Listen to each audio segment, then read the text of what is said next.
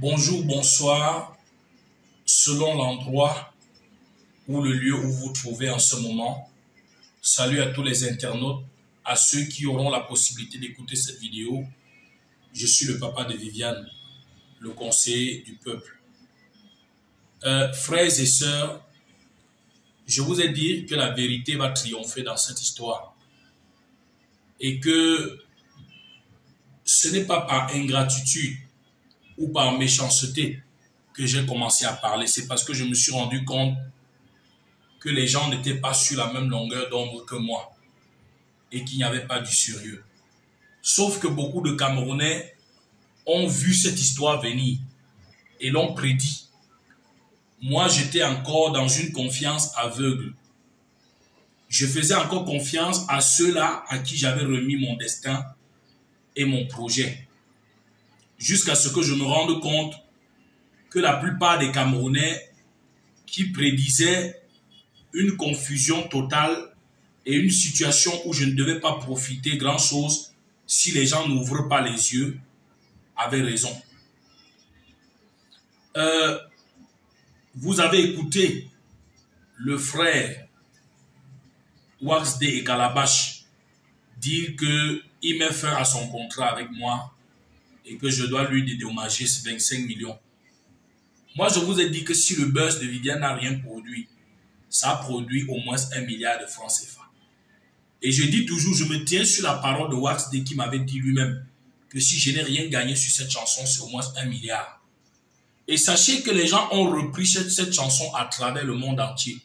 Et c'est Calabash qui sait, et les autres personnes qui travaillent autour de moi qui savent les contacts qu'ils ont établis avec les uns et les autres. Les accords qu'ils ont eu entre eux et les uns et les autres, l'argent qu'ils ont touché. Et il y a plusieurs témoignages des Camerounais de l'intérieur comme de l'extérieur concordants qui indiquent que les gens ont touché des pactoles. Non seulement au niveau des droits d'auteur, des royalties, mais aussi au niveau des contrats avec des sociétés multinationales. Je ne vais pas revenir dessus. Aujourd'hui, Wax D vous dit qu'il quitte le bateau. D'ailleurs, il avait déjà dit depuis.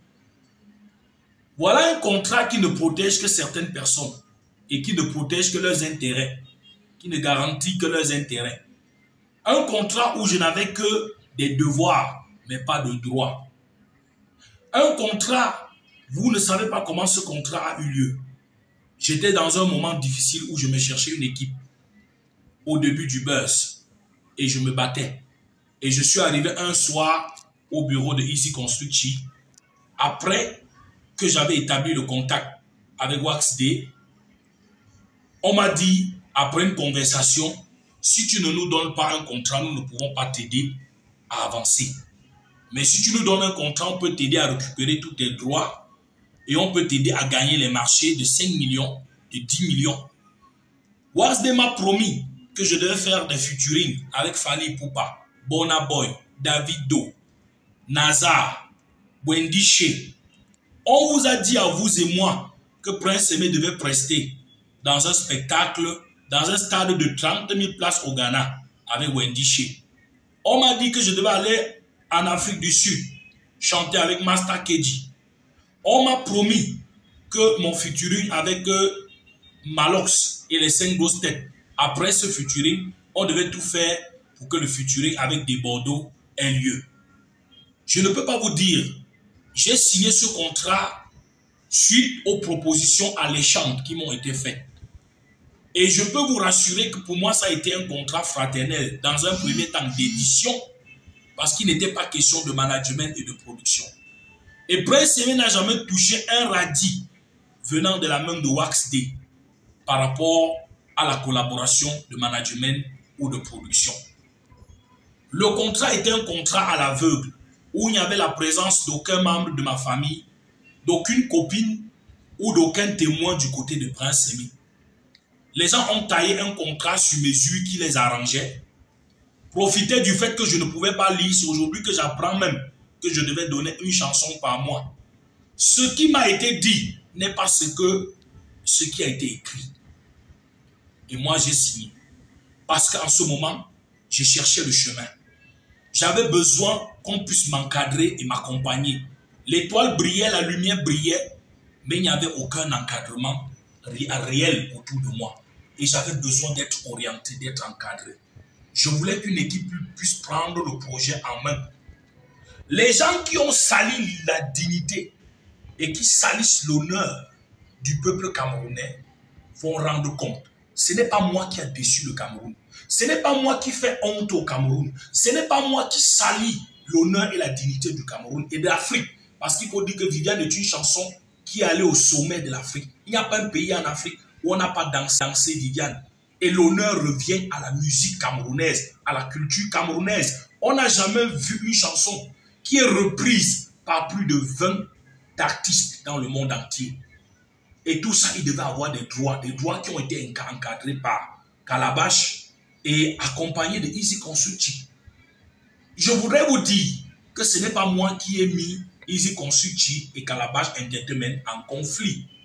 Les deux travaillaient ensemble dans le cadre de notre projet, jusqu'à ce que ça pète entre eux, le problème d'argent. Et c'est d'abord Easy Consulting apparemment qui aurait retiré Wax Day et Calabash de ma page Facebook, YouTube et TikTok. Ensuite, Wax Day à son tour a enlevé ma chaîne YouTube et logé dans un autre compte et bloqué Easy Consulting. Easy Consulting à son tour a définitivement banni Wax Day de ma page Facebook et TikTok. Parce qu'il y a eu clash entre eux par rapport à la magouille qui se faisait. Moi-même, j'étais au milieu, j'étais perdu. Vous voulez que je vous raconte quoi? Vous voulez que je vous raconte quoi? On a parlé de la chambre. Vous voulez que je vous raconte l'histoire de la chambre? Vous voulez que je vous raconte l'histoire de la chambre dont on dit qu'on m'a logé à Santa Barbara et où j'ai refusé de rester? Vous voulez que je vous raconte quoi? Wax Day lui-même m'a dit, un soir, lorsque je suis arrivé au bureau de Easy Consulting, j'étais au téléphone avec lui, avec Easy Consulting, que j'ai fini avec les plateformes de téléchargement. J'ai récupéré tout l'argent. Et ton argent arrive d'ici quelques jours. Comme c'est une affaire internationale, ça prendra encore quelques jours. C'était au bureau de Easy Consulting. Les 300 000 $ que nous avons réclamés. Il a dit que c'était obtenu. Moi-même, j'attendais l'argent, j'étais déjà content. Mais après, il a changé encore de conversation. Il a encore tourné la langue, commencé à raconter d'autres choses. Vous voulez que je vous dise quoi? Des promesses qui m'ont été faites et qui n'ont pas été tenues. Si on veut parler de celui qui n'a pas respecté son engagement, qui n'a pas respecté son engagement? Qui n'a pas respecté son engagement dans cette histoire? Il faut dire que je n'ai jamais reçu un radis dans le cadre de la production. Je l'ai déjà dit. Je me permets de me répéter. C'est de la tautologie. Donc, je voudrais dire que c'est pas Wax Day, Calabash ou même mes frères de Easy, pour qui j'ai beaucoup de respect, qui ont amené la lumière autour de Prince Aimé. Les gens qui ont fait le job, nous le savons tous. Il y a des Bordeaux, il y a les frères au Nigeria, il y a Malheur Survivor et toute la solidarité camerounaise autour. Wax Day n'a fait qu'accompagner le projet. Il n'a fait qu'accompagner la solidarité camerounaise autour du projet Viviane. Ce n'est pas lui et ce n'est pas qui que ce soit qui a apporté la lumière autour de Prince Aimé. Nous tous, nous sommes importants les uns pour les autres, mais personne n'est indispensable. Dieu est le Dieu de tout un chacun. Qui aurait cru que Prince Aimé ressusciterait autant, avec autant d'énergie et d'engouement en 2024? Ce sont les choses de Dieu. Personne ne peut penser ou prétendre qu'il détient le destin de l'autre entre les mains. Celui qui doit à Prince Aimé des comptes et au peuple camerounais, au peuple africain, c'est Wax Day et toute l'équipe qui a travaillé avec lui. Moi, j'ai été dans la confusion au milieu d'eux parce que les deux étaient en conflit et ne s'entendaient plus. Moi, je ne savais plus quoi faire. Au jour d'aujourd'hui où je vous parle, je n'ai pas accès à ma chaîne YouTube et je n'ai pas accès à ma page Facebook et TikTok. Donc, je n'ai jamais pris de l'argent à Wax Day dans le cadre de la production ou du management. Je ne connais pas quel investissement il a fait réellement parce que le média tour que j'ai fait au Cameroun, Ça a été l'engouement suscité autour du projet Viviane par les Camerounais et par toute la solidarité. Beaucoup de médias m'ont reçu gratuitement. Waxday n'a rien payé. Je ne sais pas quel est l'investissement qu'il a eu à faire. Il avait dit qu'il devait m'inscrire à la SACEM. Jusqu'à aujourd'hui, je ne suis pas membre de la SACEM. Pour que la SACEM puisse protéger mes droits, il a parlé d'une société en Afrique du Sud. Moi, je n'en sais rien. Mais je vous dis la vérité, je suis comme vous dans la confusion totale. Et nous pensons que même si Waxday veut se retirer avec toute l'équipe qui travaille avec lui, nous n'avons aucun problème. Prince Aimé n'a pas commencé aujourd'hui. Avant que la lumière du buzz n'arrive, on connaissait déjà Prince Aimé au Cameroun et même en Afrique. Même s'il raconte que ceux qui étaient là avant n'ont rien fait. On sait qu'en 21 ans, Prince Aimé a produit l'album de Viviane, mais a aussi produit Ancien Chauffeur, Polygamie. Tout le monde le sait, Crie à l'Éternel. Donc, la carrière de Prince Aimé n'a pas commencé avec Waxday et les autres. Ils ne sont arrivés qu'il y a de cela 4 mois. Donc, s'ils avaient fait les choses correctement, le peuple camerounais et africain et tous les êtres humains de bon sens, on allait les féliciter et leur dire bravo. Mais nous sommes déçus de tout ce qui est en train de se passer. Moi, je suis un non-voyant. Si je ne fais pas confiance, je fais quoi d'autre? Moi, j'ai fait confiance jusqu'à ce que je me rende compte que ma confiance a été malheureusement trahie. Donc, je n'en dirai pas assez. Vous voulez que je vous parle de quoi? De la chambre, de l'histoire de la chambre? Je vous raconterai l'histoire de la chambre plus tard. Et vraiment, vous serez désagréablement surpris.